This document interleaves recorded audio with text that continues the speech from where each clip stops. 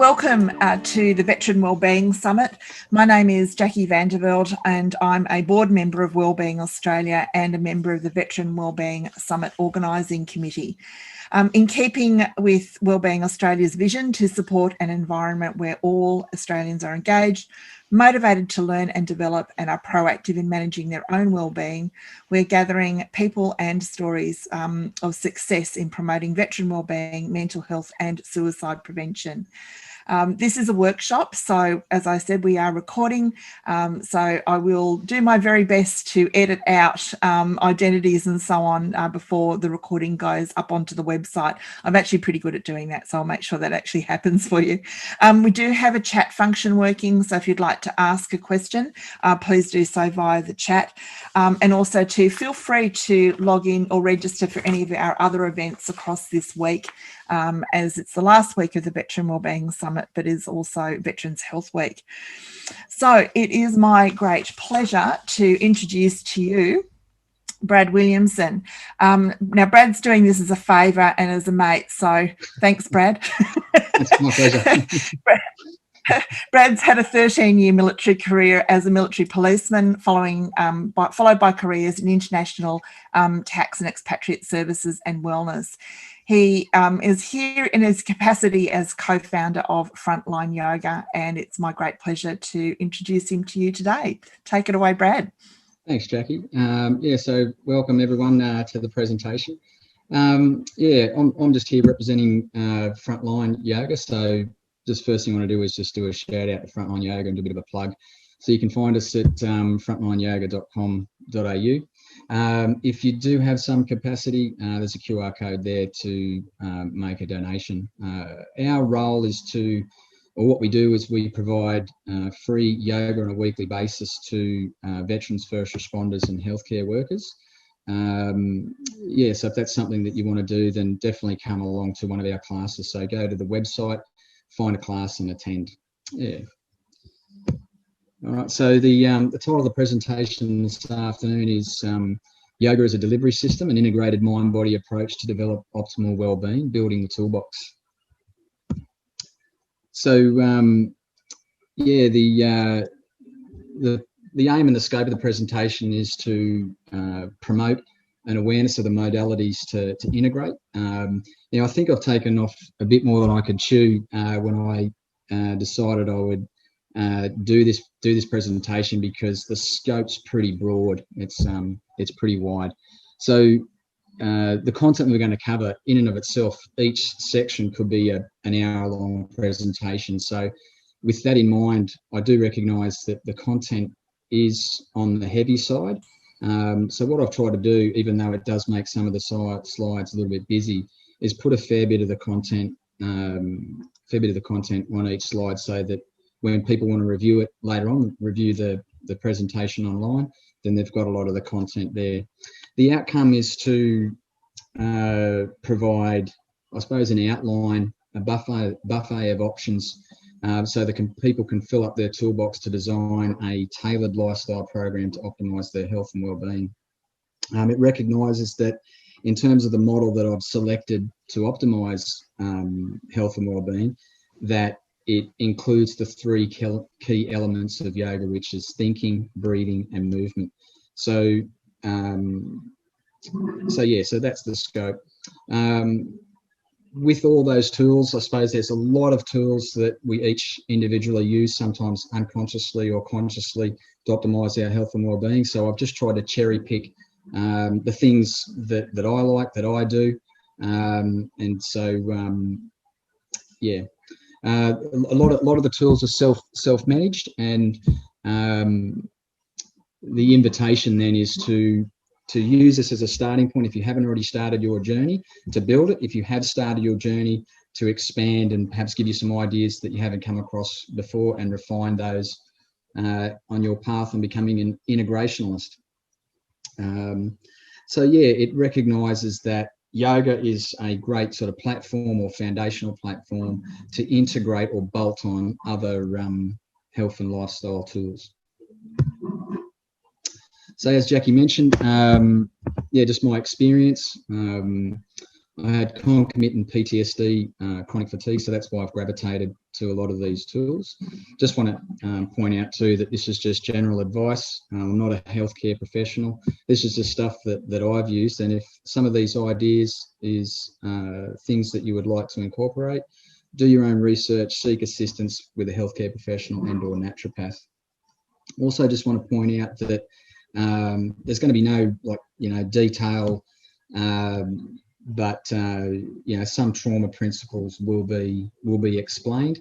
So it's just surface level. So that's something that you're not ready to do just yet. Just sort of take that into account. As Jackie said, there's sort of time for questions at the end, and as I said before, a lot of the content I've tried to shoehorn a lot of content into this sort of 90-minute presentation. So what I've also provided, Jackie, is just a summary of, I suppose, the key slides, because there's a lot of slides with a lot of detail. So All right. So the main points we're going to cover is stress, resiliency models, mind-body integration and a multi-modality approach, the role that neuroplasticity plays in a yoga practice, understanding stress in the body and the HPA axis, yoga as a delivery system, and then unpacking in terms of what I've decided will be the health and wellness model, is those components within it. So thinking, breathing, movement, nutrition and hydration, sleep and natural rhythm practices, and healthy networks. And then when we get to the end, is just tying it together, how to start, how to keep it going, and just some final perspectives that are pertinent to the veteran community. So as I say, a lot of content, I'm going to try to squeeze it into this sort of 90-minute presentation. There's going to be parts that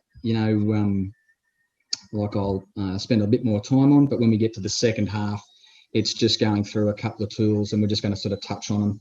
And I'm hoping that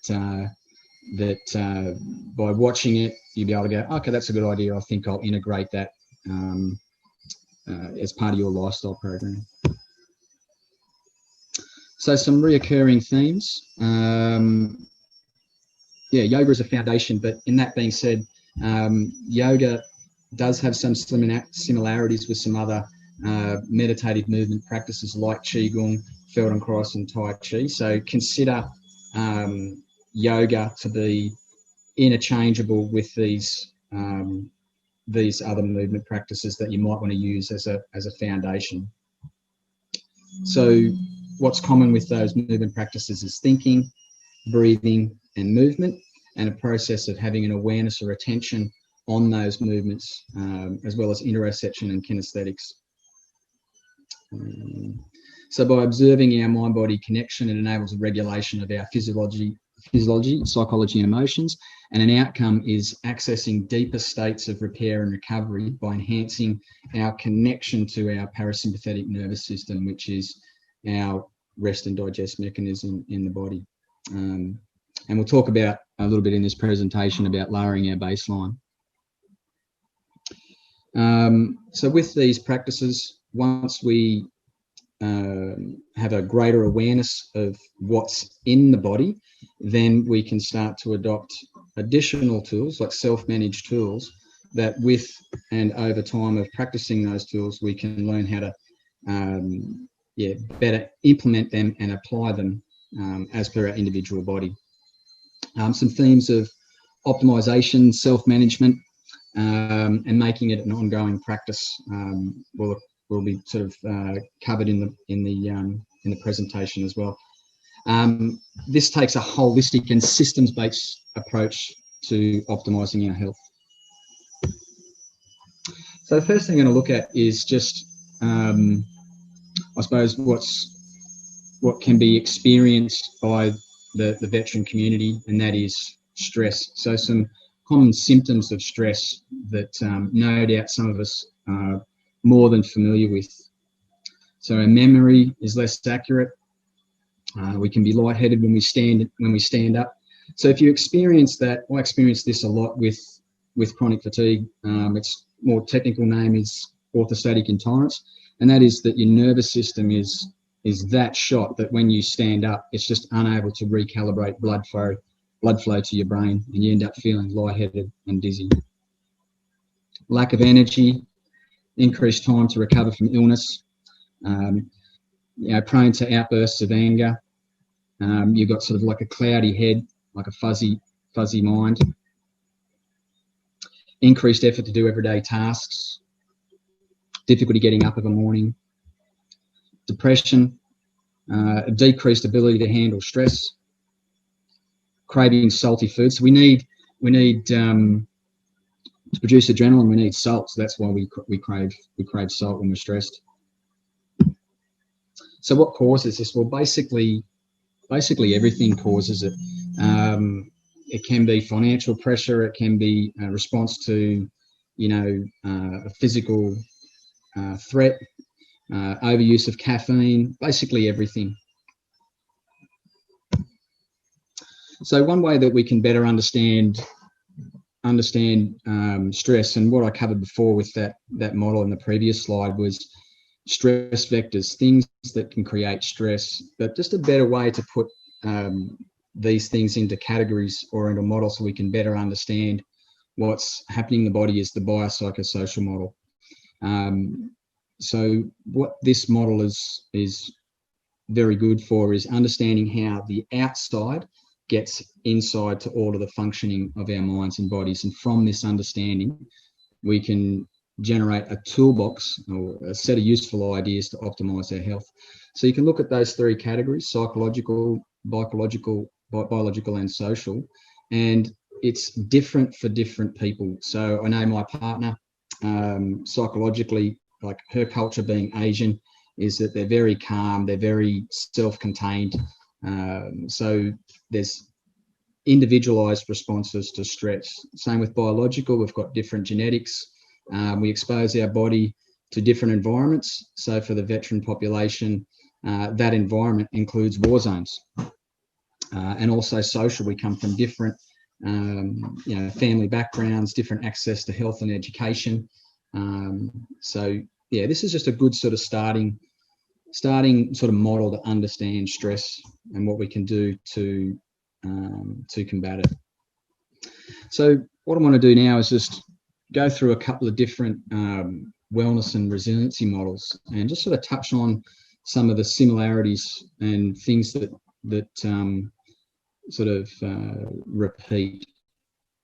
So this is an integrative medicine model, and you can see that it covers mind, body, and spirit, and it does cover nutrition and the use of other medical approaches in that integrative model. Another one is the Biohacker's Handbook. So they're looking at exercise, nutrition, work, mind, and sleep. And also some other models that I just sort of did a bit of a research on the net. And you can see they call them all different things like dimensions, elements, and pillars. But what you can start to see is that like things reappearing as to what things we can do to optimize our health. Here's a model from the blue zones, and they just call it the 9 common denominators. So these are areas in the world that perhaps some people watching this are familiar with, where people live to an old age, and basically in pretty good health right up until the time that they pass away.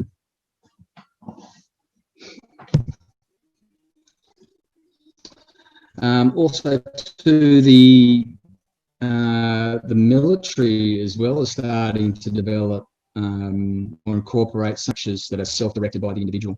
So this I grabbed from the Army Holistic Health and Fitness, which is the model on the right, and you can see some of these elements starting to reappear that we've seen in the previous models. And also the Special Operations Command is investigating the human performance optimization approach as well. And just touching on some Eastern approaches. So Patanjali's 8 limbs of yoga, and also the 4 noble truths from Buddhism, and also Taoism, so yin and yang. So what we can see with all these wellness and resiliency models is that they take a integrative, holistic approach to healing, which involves the whole person, the physical, the mental, the social, the spiritual, and environmental. And the analogy I'd like to use is, like a canal. So when they're moving the ship from one ocean to the other, they go through a series of locks and they raise the whole ship all at one time to go to the next level. So that's how I think we should, view health, at least the things that we can do outside of external interventions from mainstream medicine, to give ourselves the best possible chance to overcome the health crises that we face.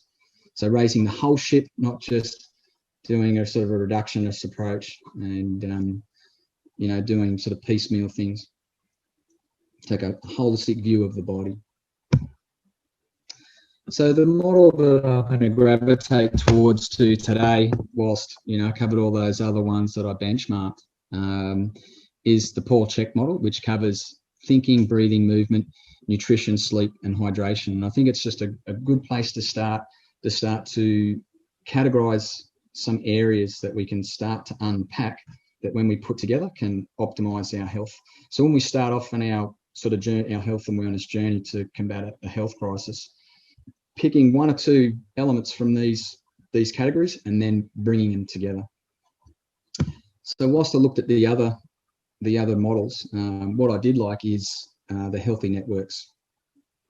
So I've decided to add that as well. So that's what we're going to do today, is go through all these areas. But before we do that, is just cover this mind-body approach. Like, what does that mean? So the mind-body approach just focuses on thought processes to change what's happening in the body. Now, you can't wish cancer away. So this isn't sort of blind positivity or ignoring what's happening in our day-to-day lives. It's just taking this approach, the use of our thoughts, to optimize our health and well-being by addressing the unproductive activation of the stress response in the body. So there's that word there, optimize, to optimize. So irrespective of where we're at, and I certainly experienced this when I had chronic fatigue and PTSD, is okay, I've just got to keep on chipping away at this, and progression over perfection. And as alluded to earlier, with the military investigating these approaches, they did a systemic review of some biopsychosocial training programs, and this was their conclusion, that they can have a benefit in reducing stress related systems and dysfunction in the body in various sort of systems.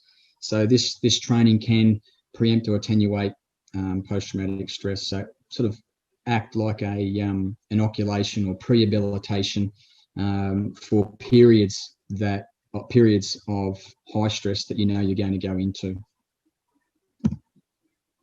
So they did a large systemic review. So these are some of the things that, or variations of, that we're going to look at today, and that is MBSR, autogenic training, some relaxation response training, some various tools we'll unpack there today. So they've recognised this as a vital tool, this approach, and they're also taking the view that it's a toolbox approach. But what's a theme in these tools is that they're self-manageable and drugless, and they're tools that reset the autonomic nervous system. So the military population, obviously, and first responder community is exposed to high levels of stress. So how can we sort of lower the impact of that? The military is going in that direction. So that's the model that we're going to unpack. But first, just the first three sort of key elements: the thinking, the breathing, and the movement. So for those who aren't familiar what yoga is all about, it's just essentially it's just a series of physical postures with the goal of achieving sort of peacefulness in the body and to relieve stress. So it embraces this mind-body approach. And as I said, I think this is a great sort of organised existing system as a foundation to bolt on additional tools. And I'll explain why this this process supports that, or yoga supports that, because it's integrating these elements. So the term that's most often referred to in the West is Hatha yoga, and that's just a general category that includes most styles in the West. And in most cases, it's gentle and slow, but there's other variations as well that can be quite strong. And as I said, with yoga and other moving meditation, there's other forms that achieve sort of similar benefits. So it's the same process that you're achieving in the body.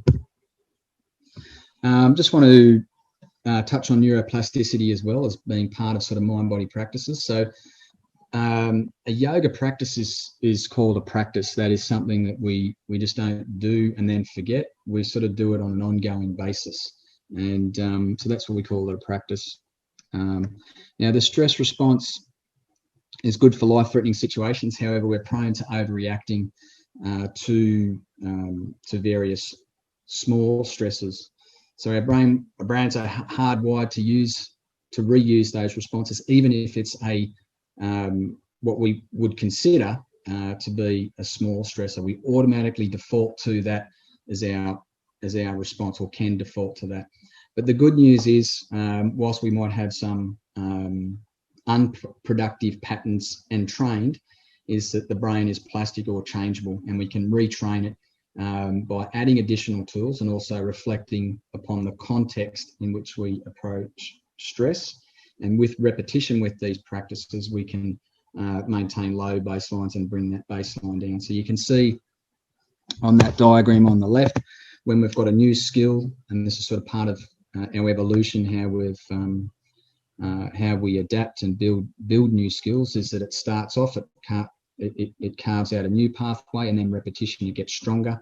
It's easier for our minds to access that, and old pathways that don't get used get weakened. So that's the good news. If so, for example, we do have poor response to stress because of being in the military and those corresponding experiences, then we can replace replace those patterns that we're stuck in with better patterns. So mind-body practices and neuroplasticity. So we're focusing on basically 3 key steps, at least according to mind-body medicine, the new science of optimal health, is our attention or awareness, our interpretation of the stimulus, and how we respond, and hopefully we're responding proportionately. So what's a common theme is by going through this process, we're getting the mind-body back into the present moment. When we're in the present moment, what we're actually doing biophysiologically is decoupling the HPA axis, which I'll talk about later in the presentation. So when we're in sort of bad patterns dealing with our stress, we can replace those bad patterns with forgiveness, acceptance, compassion, and gratitude. So these are parasympathetic nervous system sort of sensations that we can connect to. Yeah. So just to point that, just at the bottom there, just want to point out that a lot of these practices isn't about ignoring or bypassing things that are uncomfortable. In fact, it's the opposite. It's confronting them and having some skills and tools like to process them. Okay, just want to sort of mention the stress response and the window of tolerance. So you can see in the diagram on the left, that is a healthy nervous system and staying in the window of tolerance. So we can see with arousal and activation that we go into the sympathetic nervous system response, and then when we settle, or if we do meditative activities, or we reframe it, we can move into, or reframe stimulus, we can move into the parasympathetic nervous system, or rest and digest. So that's basically the window of tolerance there. So stress is a highly orchestrated response to a perceived threat or challenge. that includes those elements. But a stressor, as we covered right at the top of the presentation, is a real or imagined thing that sets off a response in the body, so that we can so we can adapt and survive. Now, this a burden, if you like, of evolution is that we often think about things that, or we get incredibly stressed over that that may never happen. So that's just a burden of evolution. So being able to recall events that happened in the past and being able to forecast forward takes us out of the present moment experience. But by doing that, we activate, or we become slightly sympathetic. So, or we go into a sympathetic nervous system response. So the stress response is an adaptation to change, and it's necessary for survival. Now, given that we're always in a state of change, there's different degrees of stress. But this definition of stress looks at our movement away from an optimal point of function, or homeostasis. And for each person, that is what our baseline is, and I'll refer to baseline throughout the presentation as well. So there you can see a healthy window of tolerance. Okay, so pretty busy slide. That's something that if you're interested in, you can look at in a little bit more sort of detail later on, but I just want to draw everyone's attention to the comfort zone, which is sort of where we want to be, and the way that we stay in that comfort zone where we're calm, cool, and collected is reflecting over time how we respond to stress, but also integrating tools that help us stay in there as well. So yeah, as I said before, the scale of response can be different to the same event. And with PTSD, we can hold a stress response to an event that we know occurred long ago, and we know, consciously perhaps that it can no longer hurt us or harm us, but we still default back to, what can be unproductive patterns. Things can move, or experiences can massively impact this baseline movement, i.e. our experiences in the military and deployments, or early childhood trauma. But that's the good news. We can re-establish a good baseline and responses with tools. So fight or flight, rest and digest. So when I say fight or flight, that's interchangeable with the sympathetic nervous system, and rest and digest interchangeable with the parasympathetic nervous system. So what we're going to do is just look at what happens in the body when we're under stress.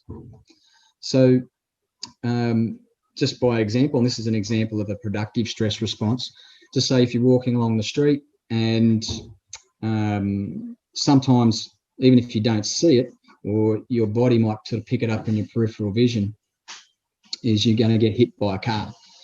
So sometimes even before you've thought about it, you've jumped out of the way, your heart rate is increased, blood flows to your extremities, and you jump out of the way.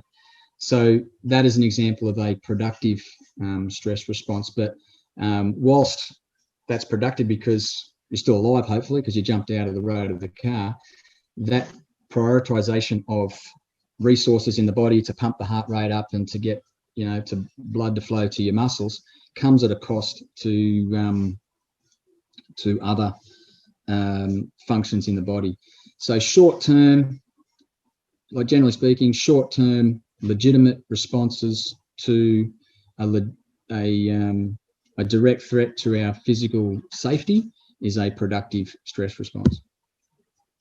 And you can see there just on the right, it's another sort of busy diagram, but you can see the difference between the rest and digest on the left, the parasympathetic division, and the sympathetic division on the right, the fight or flight.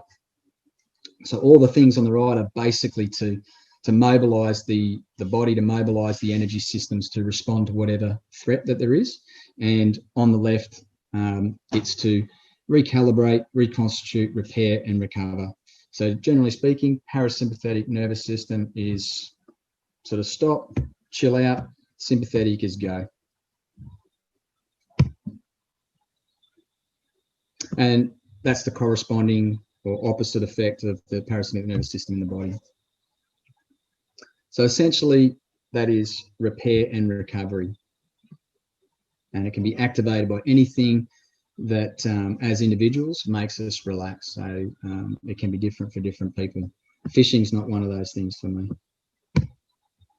All right. So what happens what happens in the body? Let's drill down there a little bit. So mobilizing energy system. So more accurately, it's the sympatho-adrenal-medullary system that gets activated.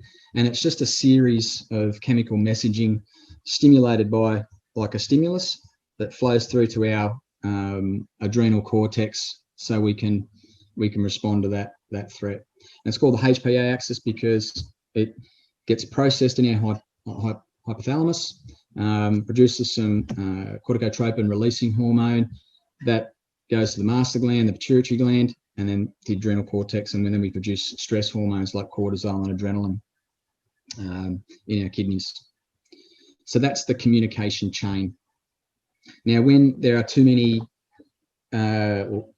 chemical communication chain, so when there are too many stressors, too many vectors, and we're overwhelmed, cortisol can get out of balance and can be immunosuppressive.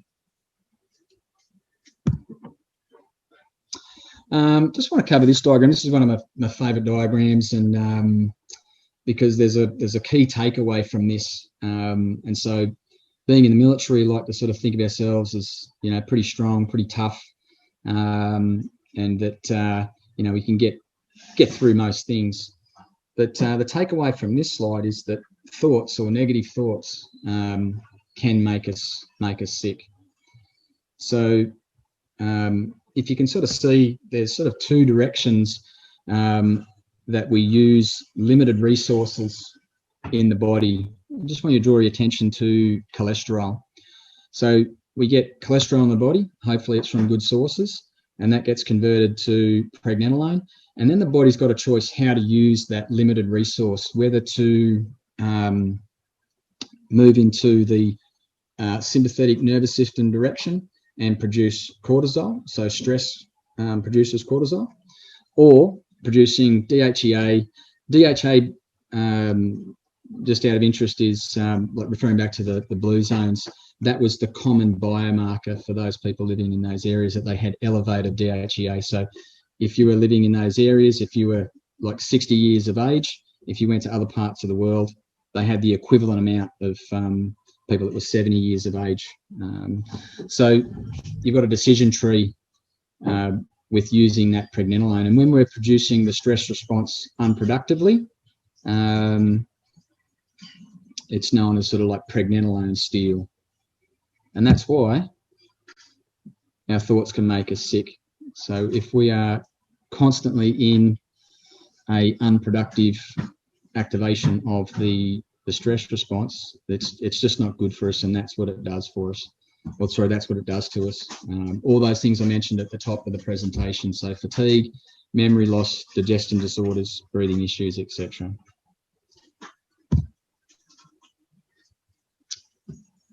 All right, so the point of this slide is to recognise that the body doesn't necessarily differentiate between what type of stress that it is. So if we are exposing ourselves to bad environments biologically, like eating bad food, dirty air, pollution, even the environment of our thinking, if we're always sort of thinking in a negative way, well then that is activating the stress response, and we're producing excessive stress hormones. Therefore, we're suppressing like the repair and recovery hormones.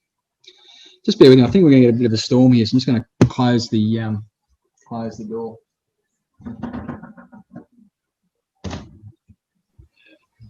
There's a bit of a storm here too, Brad. Okay. So it's going to get pretty windy and woolly out there, I think. So I'll just close that now so you can still hear me. Yeah. All right. So just a word on PTSD and fatigue from the DSM-5 is that the body doesn't differentiate between an event that were an actual event we're experiencing in real time, and then re-experiencing a memory of that event, it still activates the stress response in the same way. So it's changing our physiology just by thinking of that. And that's why we're so tired. And that's why we've got elevated, often elevated levels of cortisol and the deleterious effects that I've mentioned before on the body. And there's that word there again, DHEA. All right, so how does trauma affect the window of tolerance? Well, you can look at the more sort of detail of this slide later on, but essentially if you look to the center of that picture, it compresses that window of tolerance. It shortens it and puts it together. So what the aim of some of these mind-body practices that we'll go into in a second is to broaden or open up that window of tolerance. So we've got greater scope to sort of respond appropriately to stressors. So the first step, as I mentioned at the top, is just to talk a little bit about awareness of stimulus. So becoming aware of where stress comes from is a good place to start in terms of managing stress. So one of those areas is we're just bombarded in day-to-day life. So an example would be marketing. So they take advantage of,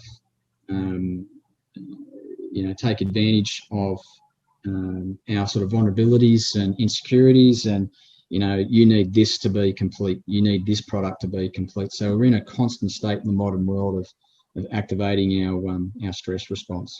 So just being aware of that is a good place to start. And how we interpret and respond to that is the core of understanding stress.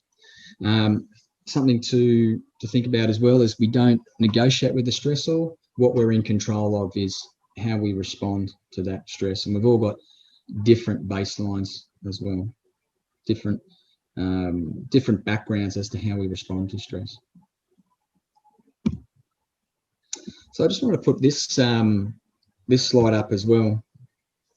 And it's just to accentuate, I suppose, what I've been talking about for a little bit now is productive versus unproductive stress responses. So just looking at that picture, first mistake, thinking there is a line behind the bushes when it's actually a beige rock.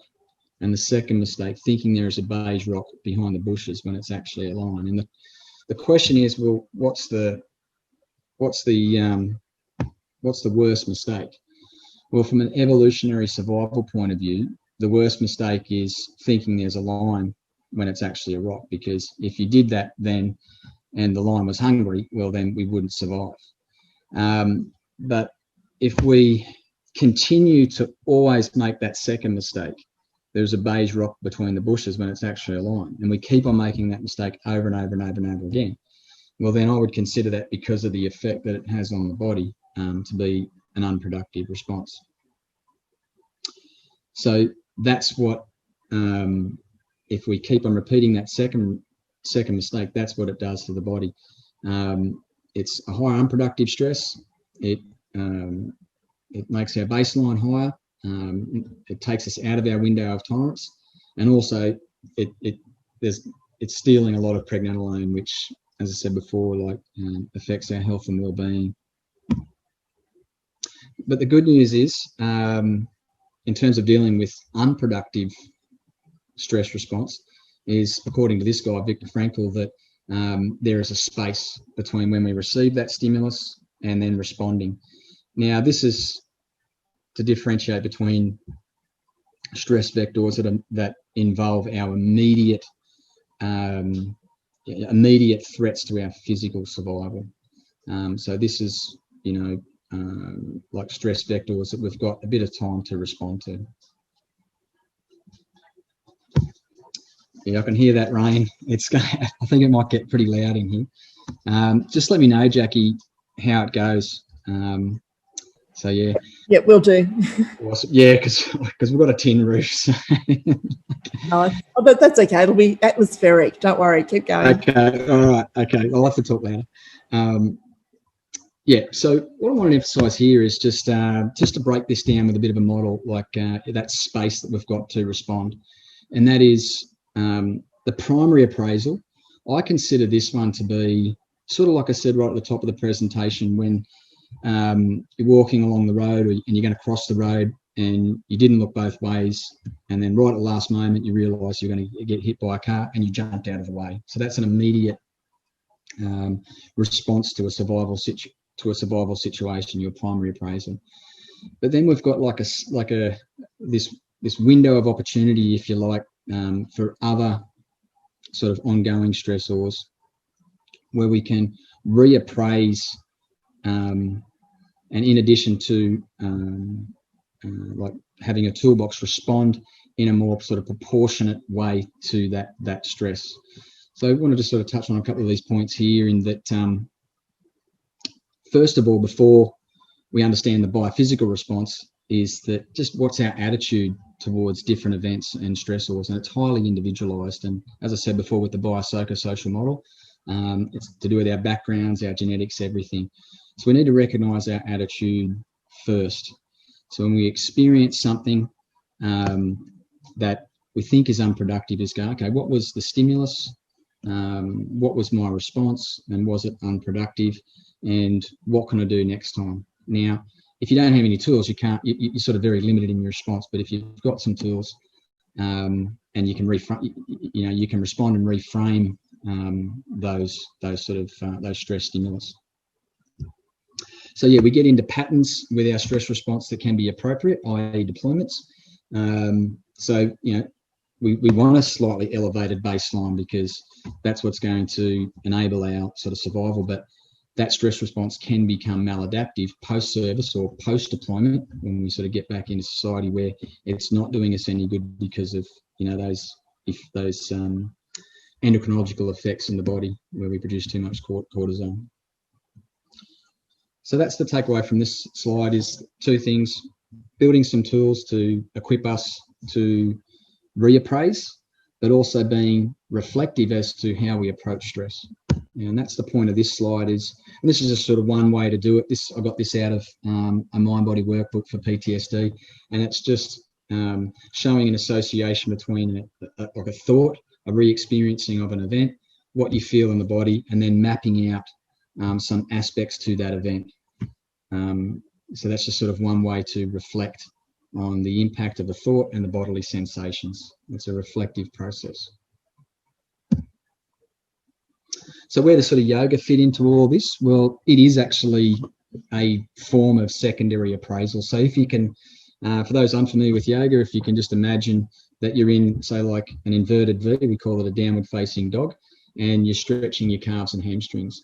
So when we get into that inverted V and you lengthen through the pose, you do get resistance in the body of your body opening up into that stress. So provided that's not an injury, this is an opportunity to notice, to observe what's happening in your body, and then reinterpret, well, what is that sensation? And most of the time in yoga, we'd just call that a discomfort, and then with a variety of tools, become more tolerant of that mild duress. And there's some other mechanisms of action with yoga as well. Stimulates the vagus nerve, corrects the underactivity of the parasympathetic nervous system, so it strengthens connection to the parasympathetic nervous system and reduces allostatic load. Allostatic load, for those people that don't know, is just a cumulative stress. So it's not the moment-to-moment homeostasis, trying to get to that healthy baseline. It's just repeat exposure of stress and the body trying to adapt to that. Yoga also helps with the HPA axis, so regulating that, and also reducing cortisol, lowering your heart rate, and blood pressure, and other sort of inflammatory markers like cytokines. So that's probably one of the core themes of the presentation today, is that yoga, because of its mechanism of action, makes us more interoceptive, or notice what's viscerally happening in the body, and then upon that reflection, being able to reframe what is happening in the body to down regulate the stress response. because we're coming into tune with what's happening in the body, then we can start to investigate what are the tools outside of thinking, breathing, movement, sort of like, nutrition and hydration and the other things we're going to cover this afternoon, how that works for us as individuals, how those individual tools help us, or sometimes they don't help us, so we can discard them. But we arrive at that by self-diagnosing how we feel when we use that tool. Does it help us or does it not? So that's the core theme today: yoga as a delivery system. So just to summarize some of the points we've covered to date, there's a difference between productive and unproductive stress. A little bit of stress can be good. It keeps us in an optimal performance state, but too much is just too much. It affects our health, and it's immunosuppressive. So what we want to do is we want to have an awareness of the stimulus as it comes in, being able to interpret those sensations and the environment and respond proportionately with tools. So that is what I'm going to refer to as regulation. That is a process of regulating. Now, of course, the emphasis that I'm covering today is softening the stress response so that it's proportional. But sometimes if we're depressed or low mood, sometimes we want to regulate up. So not just regulating down because we're not motivated or we're depressed about whatever. So it goes both ways to try to find that optimal performance state in that window of tolerance.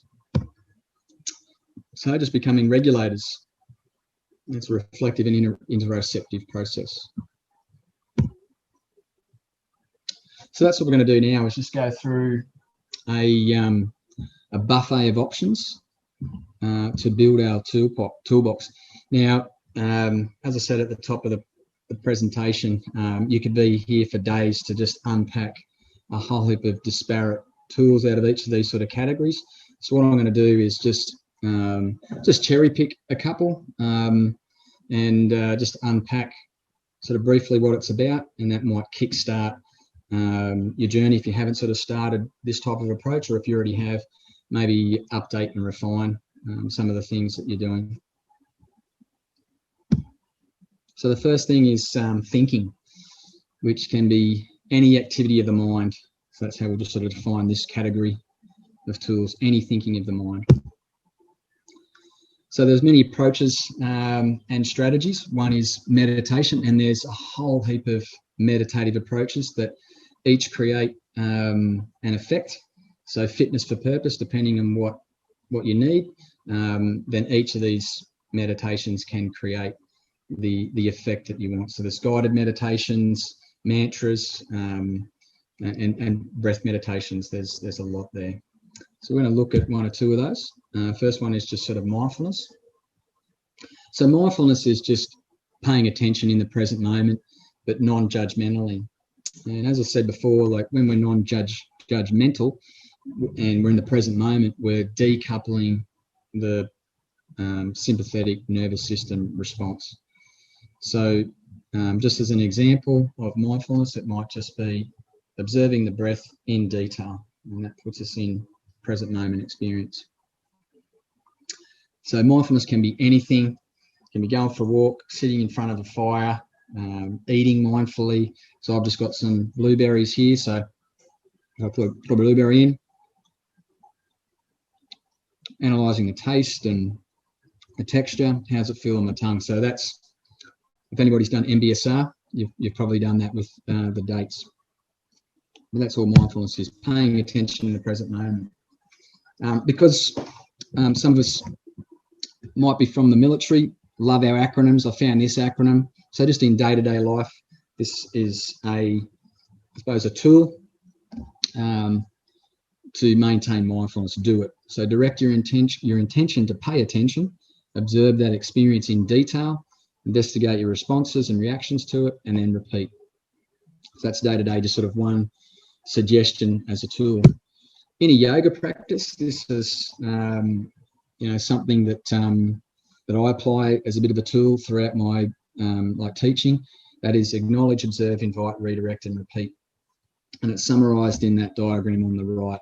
And it's just a process to bring our awareness back to the present moment. But I'll just unpack a couple of these areas. So whatever the distraction is, we want to maintain a neutral attitude. If we start having other emotions like anger, frustration, that sort of thing, well, then we immediately become sympathetic in that sympathetic nervous system.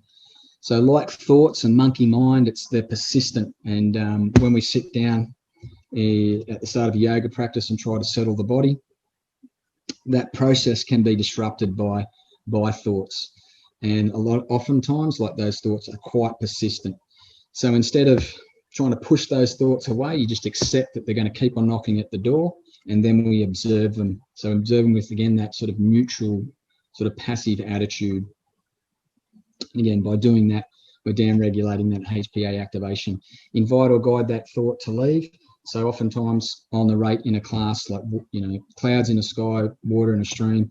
So you've got sort of some visualization for that to occur, and then redirect your awareness back to whatever it is you're focusing on. So whether it was like a candlelight, whether it was the breath in detail, and then just repeating that. But that point at the end, again, without self-admonishment. So sometimes we're very goal objective focused in the military, and when you repeat the process, you might get upset that you've got to repeat it. So to stay in that neutral that neutral state, do so without self-admonishment.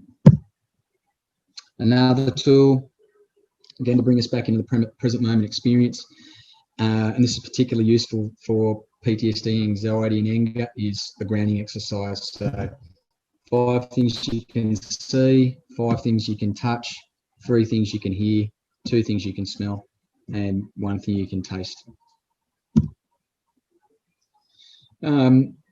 I grabbed this out of Mark Devine's Way of the Seal, and this was sort of 4 tools collectively used together that they found helped the graduation rates with the sort of the SEAL reinforcement cycle. So there's the 4 things there: goal setting, arousal control. We'll talk about that a little bit more with breathing later on. Mental rehearsal and self-talk. Just want to briefly touch on mental rehearsal. So if there's some yoga teachers here today, one of the things that I do to engage this intelligence in the body, the visualization intelligence, is I'll just pick a pose during the practice, and before we physically do it, is mentally rehearse it and go through all the cue points for it. And what I found is, say an example would be Superman pose or Shalabhasana. Shalabhasana 1 is just go through all the points on the dorsal chain that they're activating, like all the different muscles that they're going to activate, so that when they come into that pose, they can synchronize that activation. So that's one way to incorporate mental rehearsal into your practice, your yoga practice. And then self-talk. So self-talk, a couple of different directions we could go here. So I've just cherry-picked a couple.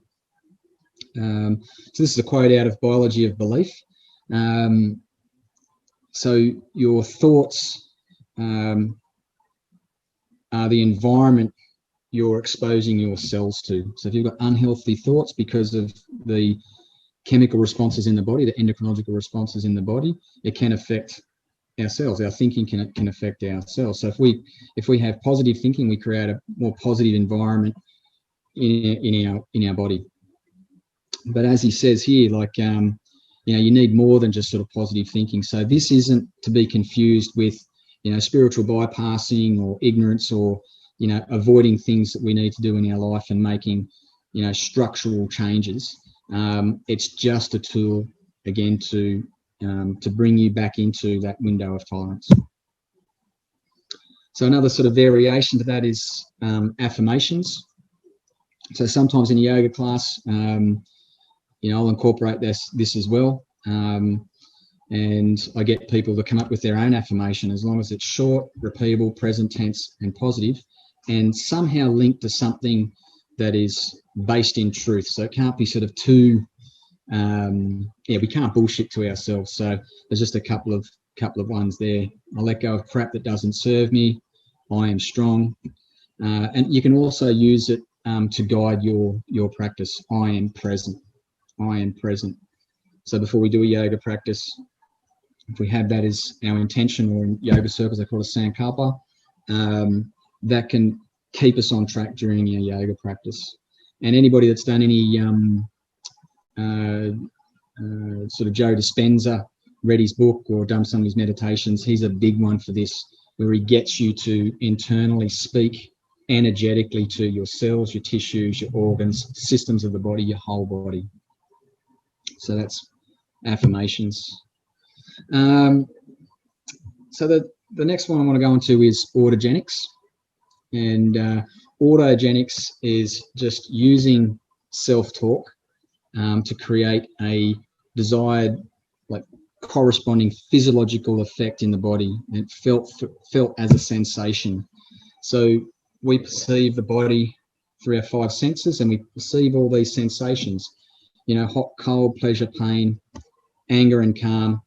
So we translate these feelings into a physical sensation. So when we're happy, we feel light and at ease.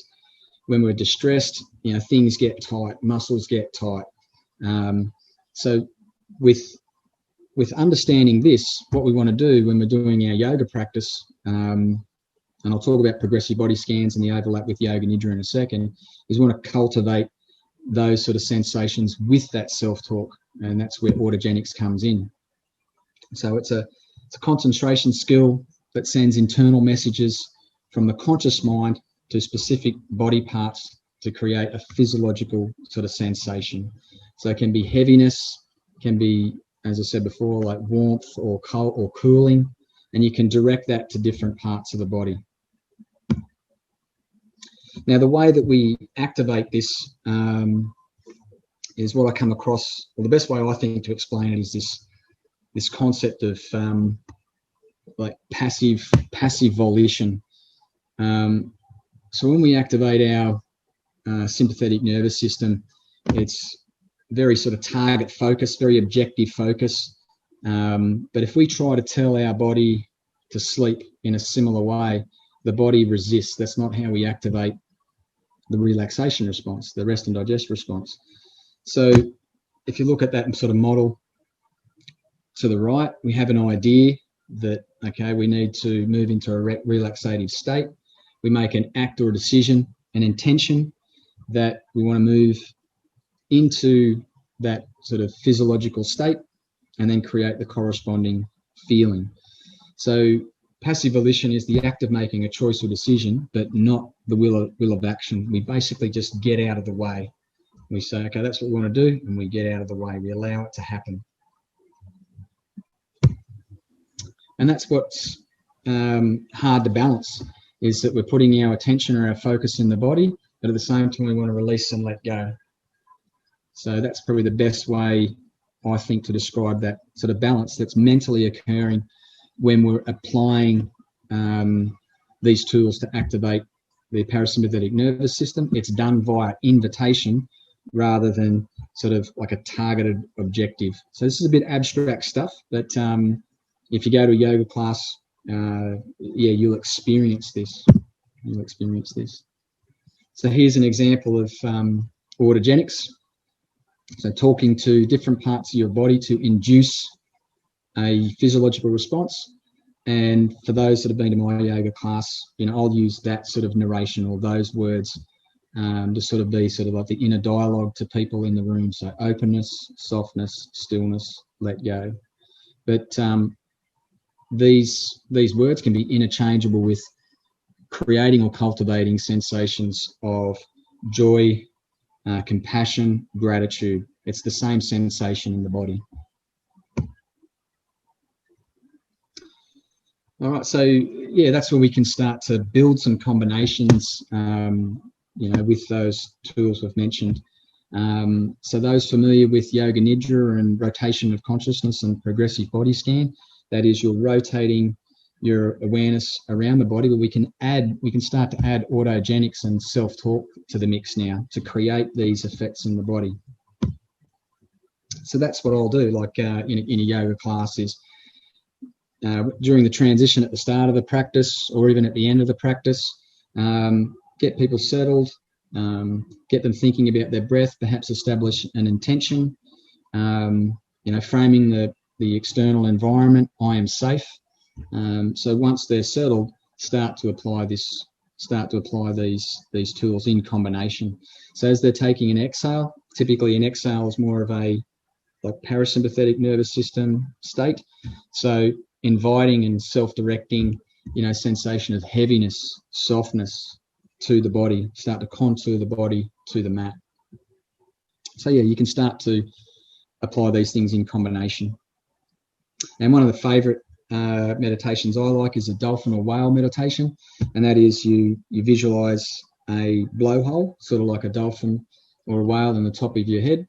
Visualize breathing into your heart space, exhaling out through, and then once you've developed that pattern, and then getting the breath to travel up and down the body, creating a visualization with blowholes in the soles of your feet. So you're visualizing breath moving up and down, so you can feel heaviness with that. You can feel softness. You can even, cultivate thermogenically, like a temperature, like coolness or warmth. I'm just going to skip over those slides. So by starting to develop some of these tools during our yoga practice, we start to build an association with these words, with these tools. So very similar to Pavlov's dog. If you choose a word, and it can be any word, and you use that during a yoga practice, and then with repetition, aka neuroplasticity, building a stronger connection to it, you can then you can create a physiological response with a key word when you need to respond to something. And there's some examples there. So steady, easy, focus, or smooth. And I got that out of Warrior Mindset, Mental Toughness Skills. So we can start to use these tools off the mat. But it's being and doing a yoga practice is a great way to cultivate that association. Yeah, so I've mentioned a couple of those things before. Brad, we just passed the hour that you beautiful. For. Yep. Awesome. Thanks for that. Yeah, so and just a quick shout out to HeartMath and biofeedback. So again, this could be a whole presentation of itself, but just putting ourselves into the green on the right, connecting to sensations of openness, softness, stillness, or the corresponding emotions of joy, gratitude, compassion, those sort of things. It brings coherence to our heart rate. And with repetition,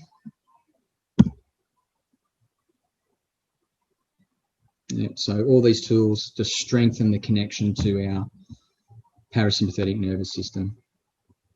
And as Joe Dispenza says, you can, particularly with, say, guided meditations as a tool, if that's something you want to investigate, is you can just take yourself on a trip drug-free, because the body doesn't differentiate. So now we're just going to go through breathing. So the next part of the presentation, I'm going to whip through it pretty quickly and just sort of touching on a couple of these areas that we said at the start with the check model +1. So breathing, there's many options. Just want to emphasize here diaphragmatic breathing. So this is a good place to start, just developing a deep, slow, regular breathing practice. So when we do breath meditation, it releases endorphins, like those feel-good chemicals. So when we do when we do a breath meditation, it's focusing on the breath in detail. But the key to it, deep, slow, regular breathing, is movement of the diaphragm. So what you might visualize as breathing into the stomach, because the stomach rises and falls, but that's because the diaphragm is depressing downwards, expanding like the organs in our stomach. And if we breathe through our nose, again, that's connected to the parasympathetic nervous system, whereas mouth breathing, quick inhale, exhale, exhalations is more sympathetic nervous system. So breathing in through the nose and using the diaphragm to breathe is a good place to start. Developing a tool in the breathing category. And there's lots of different, breath tools that create different effects. So I just want to get on to movement. Again, could be another hour-long presentation, but these are models for performance. So primal movement, MoveNat, and CrossFit. This is all about, models for performance. Whereas yoga, the breathing, the movement, and the meditation, it's about how it assists in our lives. And in this context that we're putting it into, it's helping us deal with stress. So I've talked about what yoga is, and there's some quotes from Van der Kolk here, who wrote "The Body Keeps Score."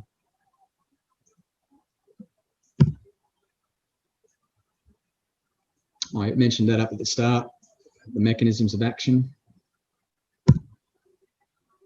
But as I say, the movement doesn't have to be yoga.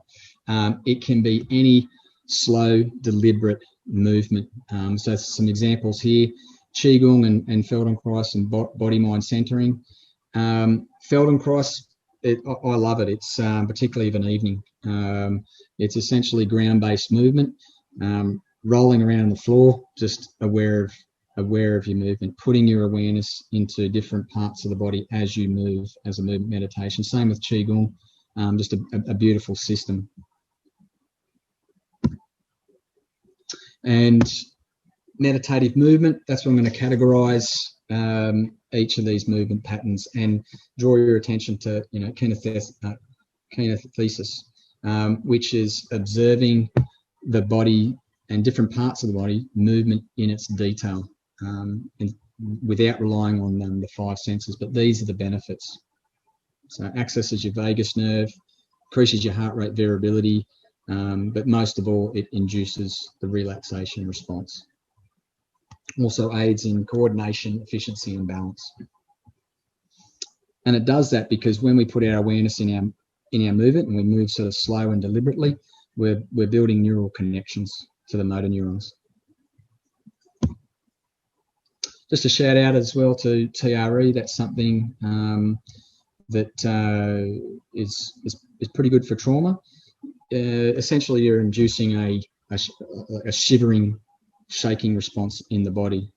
It's quite unusual when you first experience it, but really blisses you out, really chills you out. Yeah. Okay, I won't cover that. All right, just diet.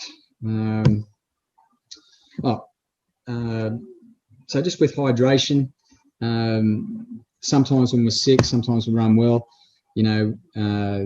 we'll start popping pills and things like that. So this is just a reminder that, hydrate before you medicate. So as I say, big picture, 40,000 foot view with some of these tools. Okay, so there's a lot of different dietary approaches out there: the Atkins diet, zone diet, primal pattern diet, lots of diets. But essentially the main point that I just want to sort of stress, because of scope and time, is that we're deviating from the evolutionary diets that made us sort of strong and robust. And so what's different about the diet these days is it's high ratios of carbohydrate, sugar, caffeine, alcohol, and dairy, and it's most of the time processed. So just drawing your attention to that. Let food be your medicine. But yeah, that's what I want to emphasize here, is that when we're eating unhealthily and we're eating industrial food that's laced with additives and preservatives and that sort of thing, it's just an additional stressor that's adding additional load and raising our baseline of our stress response. So diet, I think, is one of those things that you can have a greater control over as opposed to the mind. So yeah, limiting the toxic load of unhealthy food. So reducing, avoiding those things that we've mentioned. The solution is just to eat real food in accordance with your metabolic type and functional need.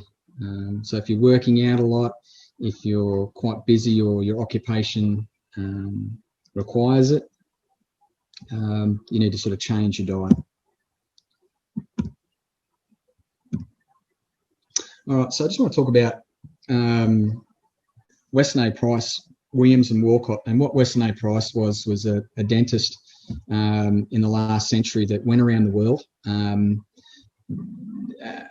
Before there was a infiltration of like the Western diet, and what he did is he measured people's jaws, and what he identified was the people in, say, the more urban zones exposed more to sort of Western type diets, their jaws changed. So they didn't have teeth coming through properly. But when he went up into the highlands where people were still eating their traditional diet, you know, they were healthy, they were vibrant. So that was the takeaway, is that basically eat what you're designed to eat. Eat what you're designed to eat. Eat your traditional diet.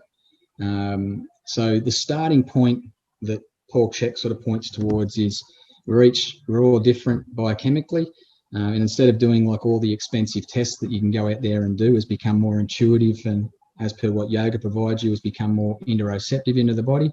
Listen to your body, and then figure out, you know, what, as long as it's healthy food, just real food, what the appropriate ratio of fats to proteins to carbs is. So if your heritage is a Inuit, then it's a lot of fat and protein. It's 90% fat and protein. But if you're a Papua New Guinea tribesman, it's probably more carbohydrate. But the key is here is, you know, getting a starting point and then figuring out like what's the appropriate ratio of fats, proteins, and carbohydrates. And you had three sort of starting categories. So I just want to sort of summarise the food aspect here into eat quality food. So definitionally here is just real food, the ratio, making sure your macronutrient profile is individualised to you, but being conscious. So when you start to experiment with you know, different types of food, healing foods, is being conscious about it, what works for you and what doesn't. So rebuilding that relationship with food.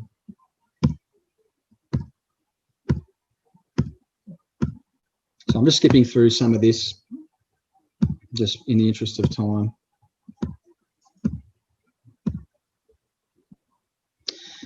Just with supplementation, and again, this could be a whole presentation, but something to investigate is the role of adaptogens, which are just a group of foods that help the body adapt to physical, chemical, and emotional stress. And rhodiola is one of those, and one of the benefits that it has is lowering cortisol.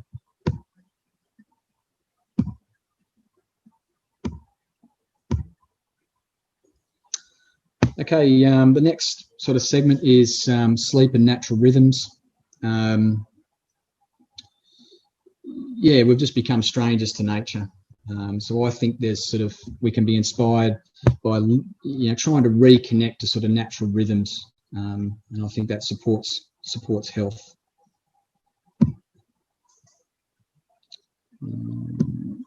So I just want to talk about sleep for a second.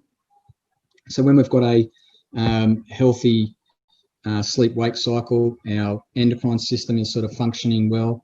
And apologies for the diagram, it's a bit blurred, but you know, we're doing what we need to during the day, and we're in the sympathetic nervous system. And then as the visual cues change outside, like day turns to night, that's a communication to the body to start producing chemicals to induce sleep, melatonin being one of them. And when we sleep, in the first sort of bracket of sleep, it's physiological repair is prioritized, then psychological repair.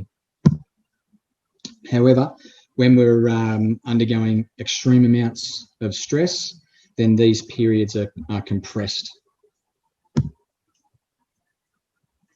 Just want to look at sort of two tools that we can incorporate sort of beyond the normal like sleep hygiene routines that are recommended, and that is technology and salt lamps.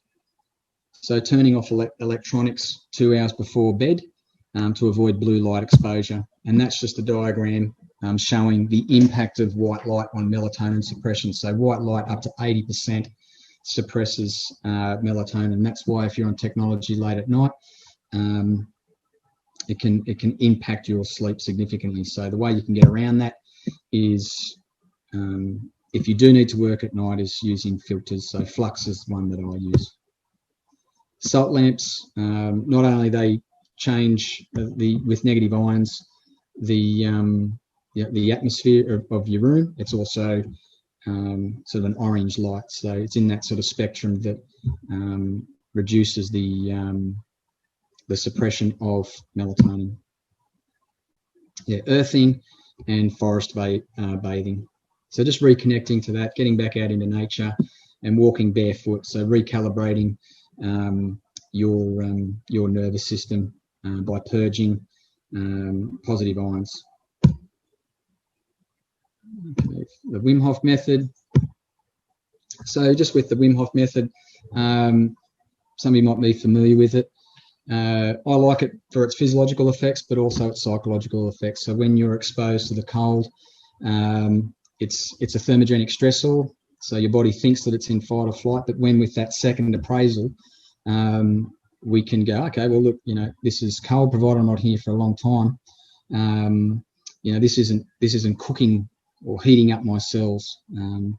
So when you reframe it and you breathe into it, it's sort of very beneficial with down regulating the HPA axis, very similar to yoga.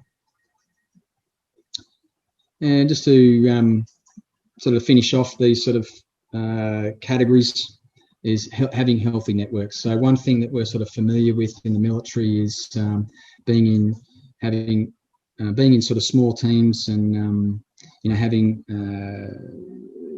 connection in those teams. So if we do leave the military, that's something that we want to reincorporate. Just have fun, get involved in the community, and connect to other people. And that's what Frontline Yoga is about as well. Catching up on a weekly basis for yoga practice. And just a quick shout out as well to Warrior Revival, which is run by a mate of mine, which focuses on like Qigong. And as I said before, as long as you've got a mindful, meditative movement practice, it's a good sort of platform or foundation to incorporate these other tools of what works and what doesn't. So I'm not going to get all Anthony Robbins here. So lots of content, and some of this information might have been sort of overwhelming in creating a sort of integrative approach and mind-body approach to health and wellness, but just start somewhere. So incorporate one or two of these tools and then just progressively add to them once you habituate them.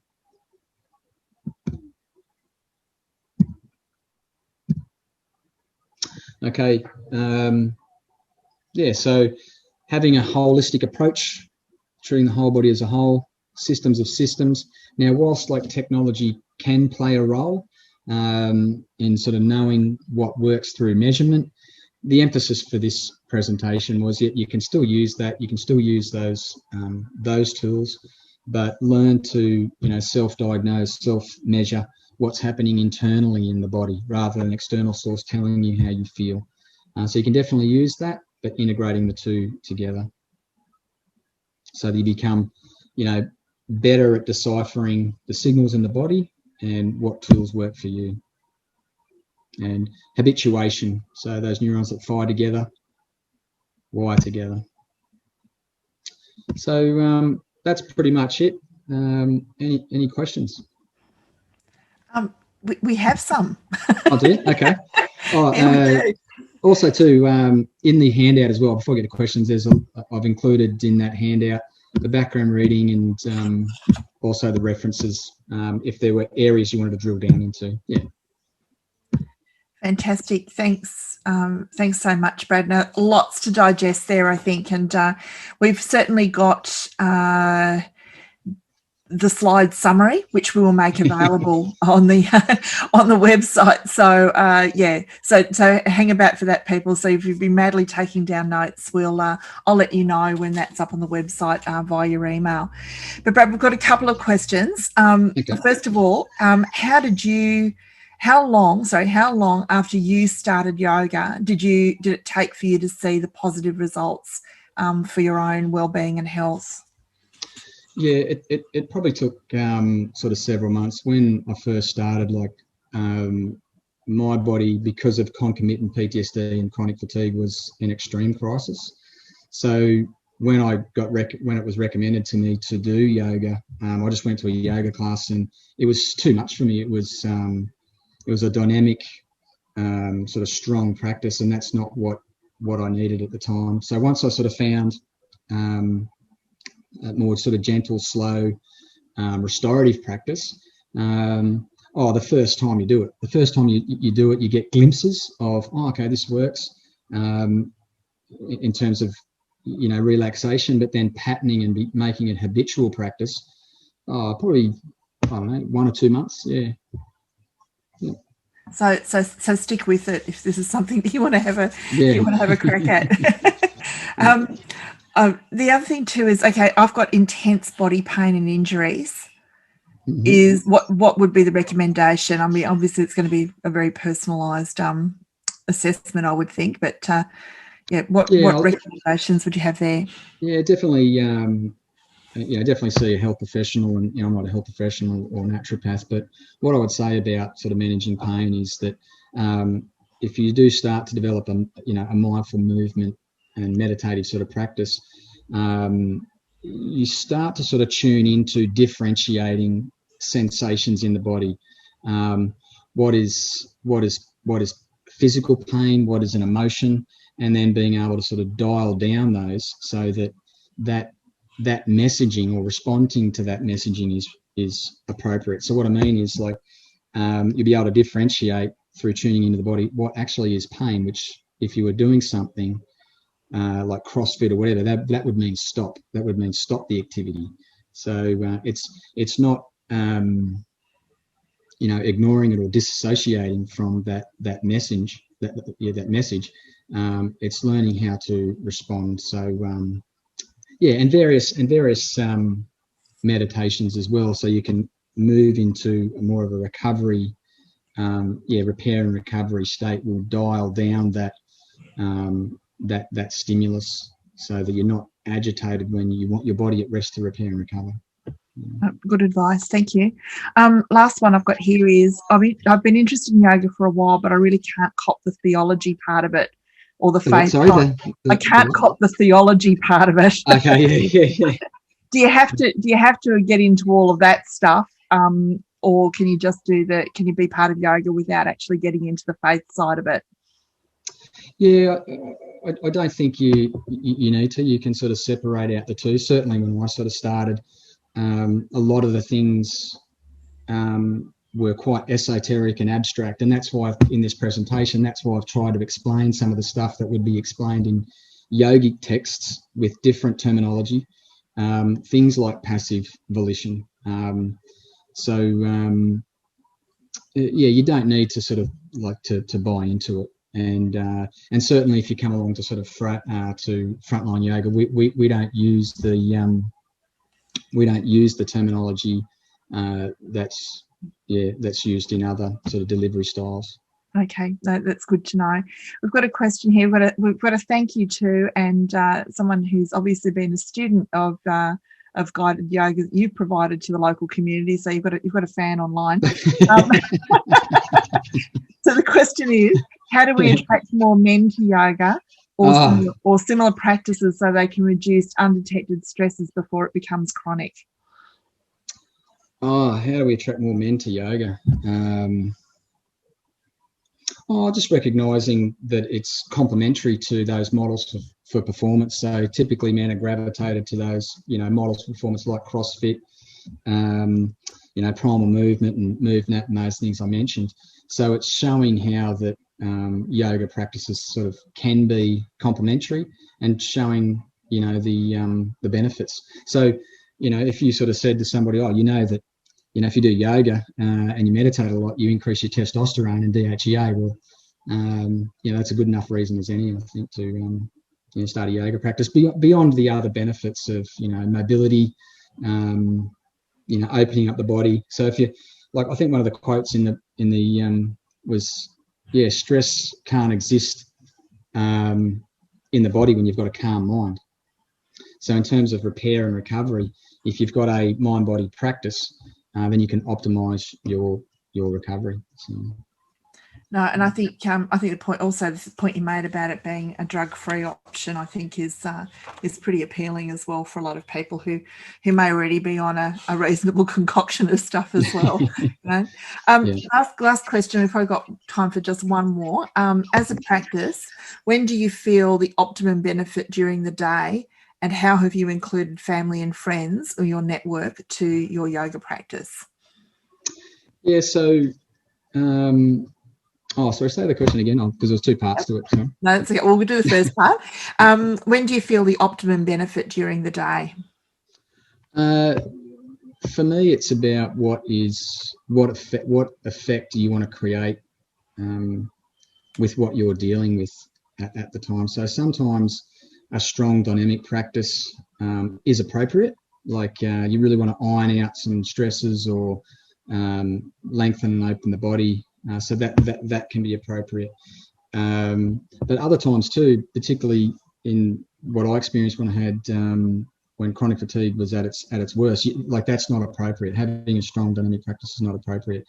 So of an evening, having a more relaxative, restorative practice in preparation for bed might sort of form part of your sort of evening routine.